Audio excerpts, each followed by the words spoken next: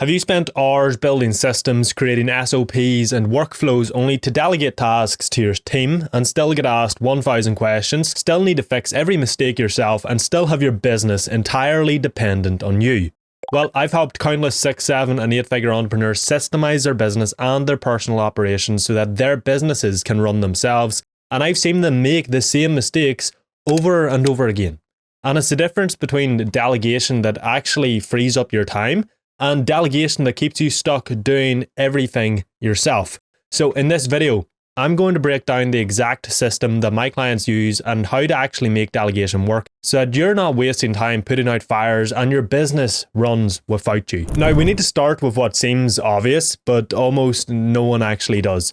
Before you can delegate anything, you need to actually know what the hell you're delegating. And I don't mean, like a rough to-do list or a vague mental map of who does what. I mean, systematically, what are you delegating? See, most business owners try to delegate reactively. They'll think, oh, I'm doing too much. Can you take this random task off my plate? But that's like if your business was a house being built. Most people are trying to hand off bricks to the workers without showing the blueprint, and then they wonder why the house keeps falling down. They're delegating from emotion, not from systems, and that's where the chaos begins. Because if your business has not been structurally mapped, every handoff it's really a gamble, a guess. You don't actually know why you're handing off this specific task. Like, you wouldn't ask someone to fix your car without showing them what part's broken, okay? Yet we do this all the time in business, handing someone a task with no context, no clarity, and no connection to the sort of bigger picture of your business, and then we wonder why it bounces back to us. So to find out what you need and, should delegate, you have to start by mapping out these systems in your business, which you do this by first identifying the functions of the business, which are marketing, sales, operations, and finance. Then the goal of each function, okay? So marketing has the goal of generating leads, sales converts leads to customers, operations delivers a product or service, and finance manages cash flow and profitability. From there, we list out every single task being done in the business. You then figure out the goal of each task, and what you'll notice is that every task shares the same goal as one of the 4 functions. Now, if a task that you've listed out does not match one of the goals of the 4 functions, you've either misidentified the goal of the task, or the task is literally useless and can be eliminated, or, if you have a bigger company, you might have an extra function like HR, therefore a task falls under that function. You then want to sort every task under the function with the same goal. Now, you can do this in 10 minutes. Sometimes it takes you 2 hours. Really depends on your company and how many tasks you actually have to do in your company, because you have to write out every single task. So you might have to write out 10 tasks or 1,000 tasks, okay? But once you do this alone removes chaos and gives you so much clarity. Like, every single client I have had do this. When they do this, they're like, oh, what was so crazy in my head isn't actually as bad or as crazy as I thought, simply because they created some clarity and got it written down and mapped out in front of them. Because now what you're doing is you're not juggling 1,000 things in your head. You're looking at 4 core engines that drive your business. And inside those engines, you can clearly see every moving part. So the next step then is to assign responsibility. What that means is you just want to look at your systems map, go through each system and task, and write down the team member who is responsible for that. So with systems, the person responsible for it is the manager of that department. Now, obviously, depending on your business, this might be really obvious. Okay, John is our marketing manager. Or it might just be you if you don't have departments and managers, or it might just be sort of unofficial and you might have someone on the team who runs your entire marketing department for you without it being as official as, marketing manager. For tasks, it's simply who in your team does that task, who is in charge of making sure it gets done, in charge of its improvement, etc. Depending on your business, you might find that you're responsible for everything if you're, a solopreneur and it's only you. Or if you have a team with managers and all, you might find that you're responsible for very little. Either way, now that you have all your responsibilities mapped onto your systems, delegation actually becomes really obvious and simple. You simply look at the map, see what tasks you're responsible for, then give that responsibility to a team member. Now, which task you give away first is really up to you, as in the long run, it does not matter, okay? But if you want a framework as to what to delegate first, look at what you could theoretically outsource for the lowest hourly rate and delegate it first, as it is the lowest leverage. So for example, if you have task A and you could outsource it for $10 an hour, and you have task B and you could outsource it for $1,000 an hour, well, task B is more valuable and higher leverage, and therefore you should delegate task A first. Again, Sometimes what you delegate is really obvious. Other times there's no right answers. But typically what you find is admin, fulfillment, and sales tasks should typically go and get delegated first. Also, one thing to consider here is if there's no one on your team capable of doing that task, you may need to hire someone new or spend time training someone on your team so that they can do that task. And another thing to consider is capacity. If a team member is already responsible for, a ton of different tasks, you don't want to give them more responsibility and potentially overload them and max out their capacity, as their work will just get worse over time and they'll start to hate working with you, which is never a good thing. So you may need to hire for that responsibility. Again, this is going to be context dependent for you. So that is how you figure out what to delegate. It's really simple. You just look at your responsibilities on your systems map. But now the real work begins, because handing someone a task doesn't remove the weight from your shoulders if the work still comes back through you every time it's done, okay? Because that's not delegation. So how do you delegate effectively so that team members actually do the work and don't ask you 1,000 questions? Well, in the Mastery operating system at selfmastery.co, links in the description, by the way, we use the RAI system, okay? So the R is for responsibility, which we partly just covered, okay? You have to assign responsibilities, etc. But this is not just saying, hey, you now own this task, you do this. This is about giving the person the full context by showing them exactly where they fit inside the larger system of your business, by showing them the systems map and their role on that map so they know how their piece connects to the whole machine and why their work actually matters beyond just, checking boxes and doing what they're told. Like one of my clients who ran a 7-figure business brought in a marketing manager to take over growth. He dumped 15, 20, 30 tasks, whatever it was, into her lap, gave her a few Loom videos and expected magic, millions of leads every week. A few weeks later, he was frustrated and, sort of complaining about how she wasn't taking an initiative and she kept checking in with him with everything. So I basically asked, had he explained the bigger picture to her, the strategy, the KPIs, the systems that she was operating in? And he said, well, no, not really. And so, of course, she was not owning the role because she did not own it and she didn't understand how it played into the bigger part of the business and what she was responsible for, etc., etc. She didn't know what she was building, in short. So I got him to reframe it to her, to walk her through the marketing system, showed her how each piece fit into the broader funnel and the business and how she was responsible for every process in the system and all the rest, and shared the why behind every task. She lit up when she knew that. She understood exactly what she was meant to do, what she was responsible for, all the rest. She took charge. She took ownership of what she was responsible for, because when you give someone a process or a system to own, not just a task to complete, they behave differently. You're not just giving instructions. You're giving them meaning behind the role. You're letting them see how what they do affects the entire business and what the purpose of what they do is. And see, when you do this, when you hand over responsibility, don't just dump it on them. Don't just go, hey, do this extra work, because nobody wants more responsibility. So you have to explain how these new systems and processes and all the rest will benefit them, how this system will make their job easier, how they'll produce better results in less time with less effort, how it'll improve communication, clarity, and improve their job. So when you're giving responsibility, you need to be benefit driven. Now, the A is for accountability, and responsibility without accountability is really just, wishful thinking, because if you've ever delegated a task and then had no idea whether it was being done properly until something broke, or if the task was being done at all and, improvement just wasn't happening, or it didn't even feel like it was an option. Well, that's what happens when there's no feedback mechanism in place, okay? So, imagine trying to get jacked as fuck in the gym, trying to get juicy and swole, but you never step on a scale, okay? You never track a workout, the weights you're lifting, the reps you're doing, you never track a calorie. You'd feel like you were making progress potentially because you're doing all the right things, but you would never really know because you're not holding yourself accountable. That is how most businesses run. All guesswork and no visibility, and therefore when there's no visibility, there's no accountability.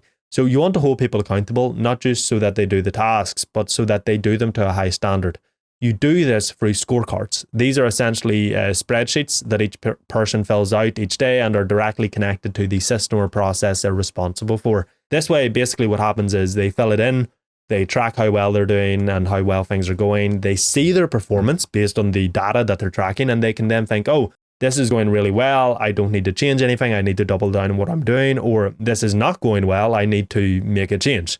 So now you don't actually really have to hold them accountable with this. They're holding themselves accountable by seeing their performance in relation to a benchmark that you'll set when making the scorecard. And now you're not managing personalities, you are managing performance, because you're not wondering if someone is doing a good job. You can just check the scorecard. You've got the numbers to tell you, plain and simple. And then you can hold them accountable in your weekly meeting, which running them productively is a topic for a completely different video. But in your weekly meeting, you want to spend, 5 to 10 minutes looking at these scorecards. If something's off, you raise it as an issue, you ask questions, and you come up with a solution and solve the problem. Suddenly, your team becomes a performance machine without you ever needing to hover over them because they're being held accountable through data that does not lie. Then we have the I, okay? So the I of our AI system is integration. This is actually probably one of the biggest reasons delegation fails, because look, your team is already busy. Their schedule is likely already packed, depending on the role, your business, etc. But if you just pile a new task on top of their existing workload and expect that team member to, magically absorb it, you're setting them up to fail. And no wonder, therefore, your delegation fails. This is where integration comes in. Every time we hand someone a new responsibility, we sit down with them. We ask them a simple question. When exactly are you going to do this? What day? What time? Where does it go in your calendar? You need to sit down and help them integrate it into their schedule if you want them to do it. Now, there can be exceptions to this.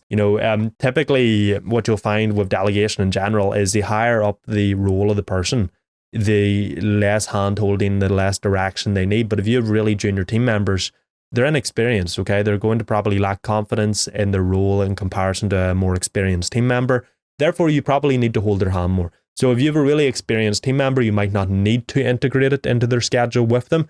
It might still be worth doing if they are struggling to do the task and they just don't do it and they're struggling with their responsibilities, help them integrate it.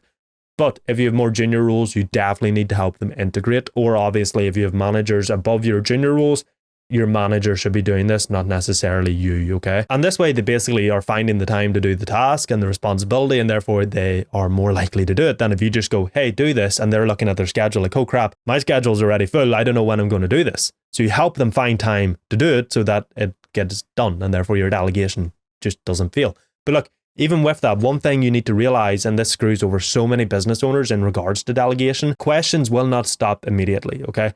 Your team will still come to you and ask you the likes of, how do I do this? Is this the right way to do this? Can you check this? Now, depending on your systems, your team members, your business, and all the rest, this might not happen at all. It might happen sometimes, or it might happen a lot. For example, if you have fantastic systems, SOPs, accountability structures, and more experienced team members, you might not get a lot of questions. Or if you have managers between you and your normal team members, and that there's you, there's managers, there's team members, the team members obviously go to the managers before they go to you, so you might not get any questions. Or if you have less experienced team members and shit systems, you'll probably get bombarded with a lot of questions. And if you're not careful, delegation all of a sudden becomes a bottleneck again, except now the bottleneck is your inbox, and delegation feels like a never-ending game of like whack-a-mole where you're constantly putting out problems. I call this the Google trap, which is basically where your entire job as a business owner becomes answering questions your team should be able to figure out themselves. And so you never have the time to work on the things that grow the business. You end up stressed, overwhelmed, resenting your team and resenting your business, which is never a good place to be in your business.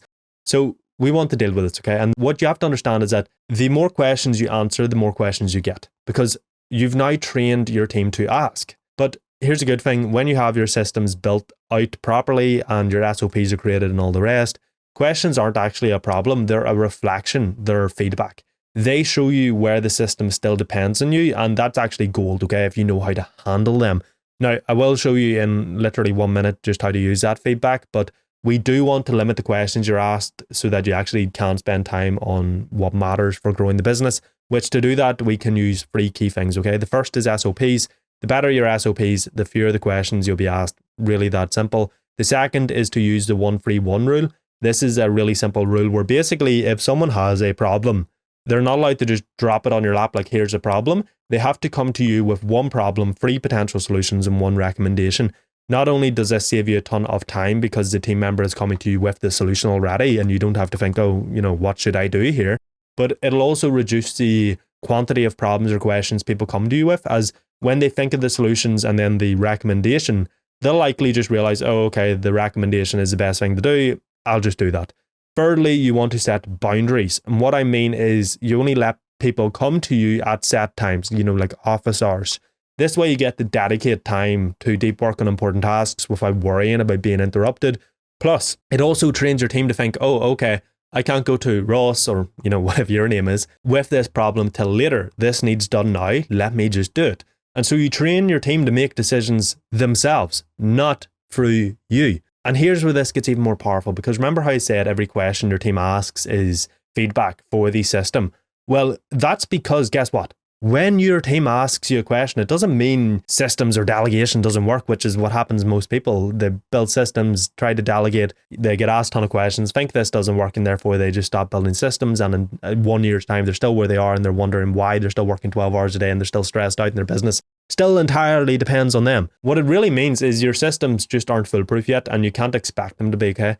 It's one of the only problems with systems, and it's not even a problem, it's just the way they are. But the only way to see if they work is to use them. So you use the system, you get feedback, which in this context is questions, then you improve the system. So anytime you get asked a question, you update the SOP with the exact solution, okay? Because your team should first go to the SOP if they have questions to see if the SOP is the solution. If they don't, they should go to their manager if you have them. And if you don't have managers, they obviously go to you. But what that question shows you is the SOP is not clear enough. It's missing that bit of information that they needed. And so you update the SOP with that information so that the next time someone faces that issue, they don't go to you, they go to the SOP, find the answer, keep moving. So with every new question, the system evolves and improves through feedback over time. Now, one thing I'm going to warn you of, because I say it all the time, is none of this matters if you don't stick to it. Because every time you break your own rule, you're not helping, okay? You're teaching your team that the rules do not matter, that they can always shortcut back to you. It's like teaching a kid how to ride a bike, okay? But you keep your hand on the seat every time they wobble, so they never learn to balance because they never have to balance because you're holding them up all the time. So if someone shows up without 3 solutions and 1 recommendation, you send them back until they have the solutions and the recommendation. If someone pings you for help outside your set times, you ignore it until it's time to respond. And yes, this can feel harsh and tough in the moment, but it is the best thing that you can do, okay? Because what you're actually doing here is building a team that does not need you, and that is the point. When you map your systems, delegate, reinforce, and evolve these systems over time, the questions slow down. The scorecards basically run themselves. The team owns their work, and you start to disappear from the day-to-day, not because you're slacking, but because you've built a machine that no longer needs its bloody inventor, it doesn't need you. And from here, you just keep going. You remove your name from one task at a time, then an entire system. You hire managers to create a buffer between you and the day-to-day, and therefore you can focus solely on the CEO-only work. You build feedback loops, and eventually your business just runs. So you can now work 2 hours a week, 2 hours a day, or 8 hours a day. It's really up to you. But you work however many hours you want, not because you have to, but because you want to. Now, of course, a big part of making this whole delegation thing work is your SOPs. They're the glue that holds your systems together and ensures your team knows how to actually do the task. But they can be a bit of a headache to create, which is why I built the custom GPT for my clients. It writes SOPs custom to your business, built on the systems that you're actually building, okay? And I actually gave it away for free in this other video and showed you how to use it in this video on screen now. I don't know which side it is, but either way, click the video on screen now, watch it, go get the SOP bot. The link will be in the description of that video, and it will make your SOPs for you.